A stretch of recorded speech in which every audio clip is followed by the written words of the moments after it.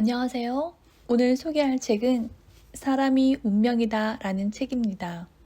김승호 지음, 샘앤파커스에서 나왔습니다. 김승호 작가님은 1949년생으로 주역학자이십니다. 과학으로서의 주역을 연구해 주역과학이라는 새로운 개념과 체계를 정립했습니다. 저서로 돈보다 운을 벌어라, 사는 곳이 운명이다, 주역 인문학, 그리고 최근에 쓴 운을 부르는 아이로 키워라 등 다수의 저서가 있습니다. 주역은 영어로 The Book of Change입니다. 유교 경전 중의 하나이며 주나라의 역으로 역경이라고도 합니다. 위편 3절이라는 고사성어가 있습니다. 공자가 책을 하도 많이 읽어서 그것을 엮어놓은 가죽끈이 3번이나 떨어졌다는 데서 비롯된 말로 공자는 지천명인 50세부터 죽을 때까지 주역을 놓지 않았다고 합니다. 주역은 라이프니츠가 0과 1로 된 이진법을 만들 때도 과학자 아인슈타인과 정신분석학자 칼융, 소설가 헤르만 헤세에게도 주역은 그 영향력을 미쳤습니다. 주역은 워낙 난해하기 때문에 여왕개미는 쉽게 풀어쓴 책을 만나고자 합니다. 사람이 운명이다. 주역이 알려주는 잘 사는 방법. 처세라는 말을 들어보았을 것이다. 처세에 능하다, 처세에 박다 라고 하면 부정적인 뜻으로 받아들이는 사람도 많은데 사실 한자를 직역하면 처세란 세상에 있음을 뜻한다. 국어사전에는 사람들과 사귀어 살아감이라고 나와 있는데 결국 살아서 활동한다는 의미이고 인생 자체를 말한다. 세상을 잘 살려면 사람들과 잘 사귀어야 마땅할 테니 처세란 잘 사는 방법 혹은 세상을 좀 더 잘 살기 위한 훌륭한 행위라고 할 수 있다. 그런데 여기서 놓치지 말아야 할 것이 훌륭한이다. 좀 더 잘 살기 위한 필요 조건이라면 훌륭한은 충분 조건인 것이다. 무엇이 잘 사는 것인지 무엇이 훌륭한 것인지는 딱 잘라 말할 수 없다. 어떤 행위가 우리의 운명을 좋은 쪽으로 끌고 가는지 어떤 처세가 우리 운명을 험난하고 우울한 방향으로 끌고 가는지 이것들을 차차 밝혀가는 것이 이 책의 중심 과제이다. 운명은 천, 사회활동은 지, 인격 수양은 인. 만물의 작용은 크게 나눠 3가지 절대 요소로 이루어져 있다. 이른바 천지인인데 이것의 섭리가 주역의 근간을 이루고 있다. 천지인의 섭리는 우주의 모든 사물에 적용되지만 인간에게도 빼놓을 수 없는 요소다. 인간은 천지인의 3가지를 갖추면 완벽에 가까워질 수 있다.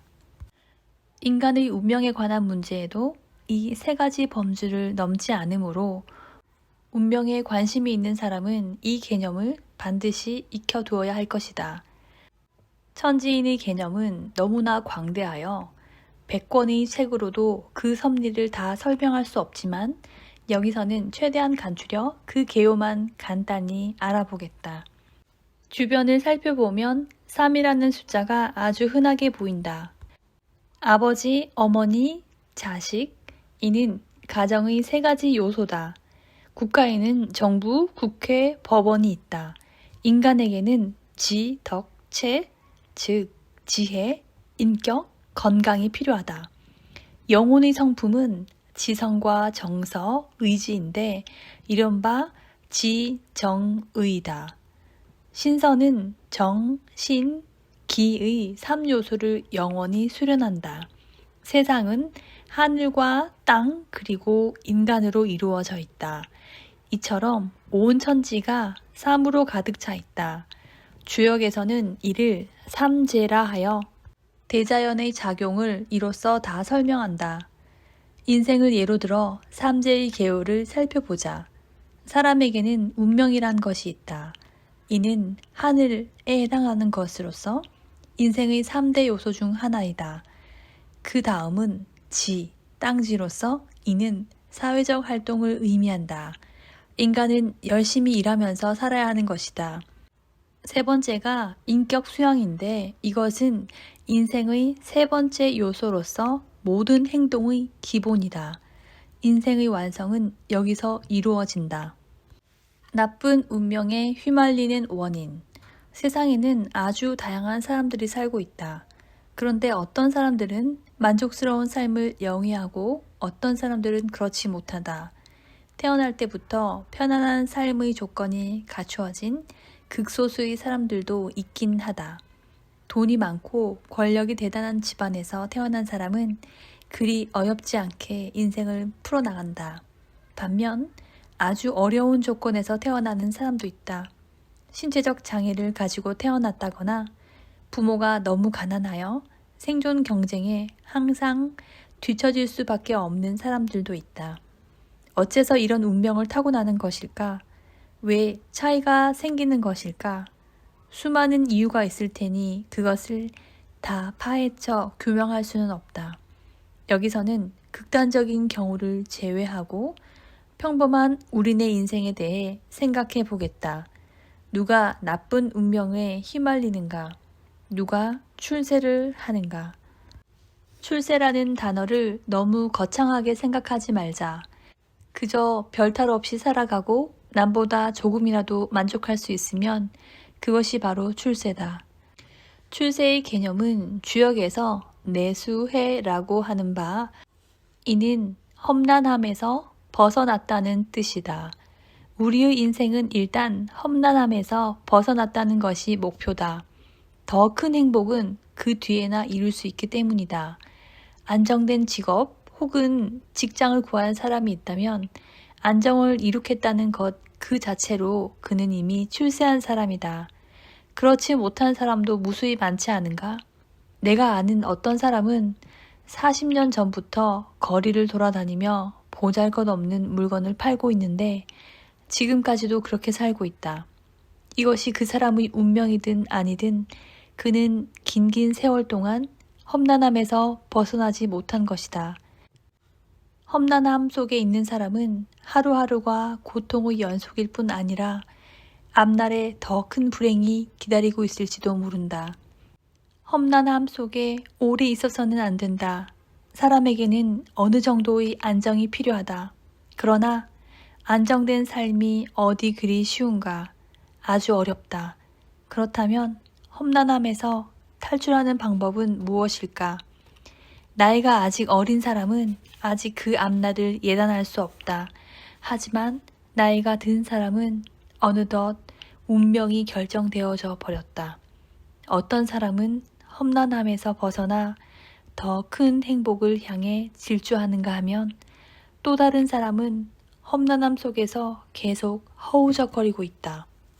이러한 운명들은 도대체 어떻게 발생했을까? 그것은 오랜 시간을 거쳐서 서서히 이루어진 것이지만 그 안에는 수많은 기회가 있었을 것이다. 좋아질 기회와 나빠질 기회, 크고 작은 수많은 기회. 인생은 기회의 연속이다. 그리고 그 기회는 선택의 순간들로 길게 이어져 있다. 선택의 순간, 즉 기회는 언제 나타날지 알 수 없다. 하지만 우리가 기회의 바다에서 살고 있는 것은 분명하다. 이 속에서 운명도 결정된다. 잘 선택하여 꽃을 피우면 위로 올라가고 잘못 선택하면 꽃은커녕 바닥으로 추락하는 법이다. 그러므로 인생은 철저한 선택의 전쟁터라 할 수 있다. 그 속에 절망과 희망이 함께 뒤섞여 있다. 기회의 순간에 훌륭한 선택을 할 수 있는 사람이 운명을 바꿀 수 있다. 그러한 선택의 능력과 지혜는 거저 얻어지는 것이 절대 아니다. 평소에 갈고 닦으며 무한히 노력해야 한다. 그리하여 선택의 능력이 갖추어졌다면 그는 진정으로 출세를 향해 나아갈 수 있다. 좋은 운명을 이끌어내는 씨앗이 인생이라는 대지에 심어지는 셈이다. 인간을 대하는 행위에는 깊은 정신이 깃들어 있어야 한다. 그것이 귀한 인생과 천한 인생을 나누는 결정적인 요인이다. 흉내만 내면 얄팍한 사람으로 낙인이 찍힐 수도 있다. 흔히 인간이 추구하는 바가 훌륭할 때 포부가 크다고 말하는데 운명에 관해서도 처음부터 큰 포부를 갖고 임해야 한다. 예전에는 왕이나 그 친척들이 배워야 하는 필수 학문으로 제왕학이라는 것이 있었다. 국가를 통치하는 사람에게는 서민과 다른 광범위한 지식을 배워야 할 필요가 있었던 것이다. 여기에는 궁중의 법도를 포함해서 세상을 바라보는 눈, 귀한 사람들끼리 만나서 대화하는 법, 사람에 대한 마음가짐 등 세세한 부분까지 포함되어 있었다. 그 후 제왕학은 고급 관리자들에게까지 확산되어 갔고 왕뿐만 아니라 귀한 사람, 더 나아가서는 부유한 사람, 사회 주도층이나 지식인, 교양 있는 사람들의 필수 과목으로 자리 잡게 된 것이다. 제왕학의 내용은 두 가지로 크게 나눌 수 있다. 첫째는 최상의 교양인으로 반드시 배워야 할 세상의 여러 지식이고, 둘째는 바로 처세이다. 처세는 지휘 고하를 막론하고 누구나 반드시 익혀야 하는 지식이기 때문이다. 이렇다 보니 제왕학으로 시작된 오래된 학문은 처세학으로 결론이 내려지게 되었다. 물론 처세라 해도 그 수준과 등급이 다르다. 최고의 처세에는 제왕학의 의미도 담겨 있어서 그 내용을 깊게 파고들면 철학과 도덕, 사회뿐 아니라 인간의 본질까지 밝히고 있다. 구체적인 꿈을 품어야 운명도 열린다. 소크라테스는 죽기 몇 시간 전에 제자들을 만났다. 그는 아테네 당국으로부터 사형 선고를 받고 형 집행을 기다리는 중이었다. 면회를 온 제자들에게 소크라테스가 말했다. 나는 이제 곧 죽네. 자네들은 남은 인생을 살아가겠지. 나와 자네들 중 누가 더 유리하겠는가? 이 질문에 제자들은 기가 막혔다. 산 사람과 죽은 사람 중 누가 더 유리할까? 도대체 무슨 말인가? 당시 소크라테스는 사소한 일로 사형 선고를 받고 그것을 순순히 받아들였다. 그는 판결에 대해 얼마든지 불복하거나 외국으로 망명을 할 수도 있었다. 소크라테스는 권력이 대단한 친구들이 많았기 때문에 마음만 먹으면 정권마저 흔들 수 있었으나 죽음의 길을 택했던 것이다. 그는 천하를 향해 말했다. 악법도 법이라고. 소크라테스는 온 세상 사람에게 법을 지키라고 선언했다. 악법마저 지키라는 것이다. 악법은 당연히 고쳐져야 하겠지만 그 전까지는 지켜야 한다는 것이 그의 생각이었다. 법이 도대체 무엇이기에 소크라테스는 그토록 지키려고 했던 것일까? 법은 질서이고 약속이다. 소크라테스는 세상의 그 무엇보다도 질서를 소중히 여겼다. 게다가 법은 그것이 만들어질 당시에 그것을 따르도록 약속한 것이니 어길 수 없다는 것이다. 이것은 인류를 결속시키고 평화를 일구어낼 유일한 길이었다. 소크라테스는 죽음을 앞두고 태연히 제자들에게 질문을 던졌다. 나와 자네들 중 누가 더 유리하겠는가? 유리하다는 것은 무엇일까? 소크라테스는 평생 동안 가장 선하고 가장 아름답게 살았기 때문에 죽음 후에도 걸어갈 길도 추호도 꺼리낌 없다는 것이었다. 반면 제자들은 아직도 갈 길이 멀고 올바른 말과 행동을 이어가야 할 것이니 생이 힘들지 않겠느냐고 위로의 가르침을 남긴 것이리라. 죽음 후의 일은 깊게 논의하지 말자.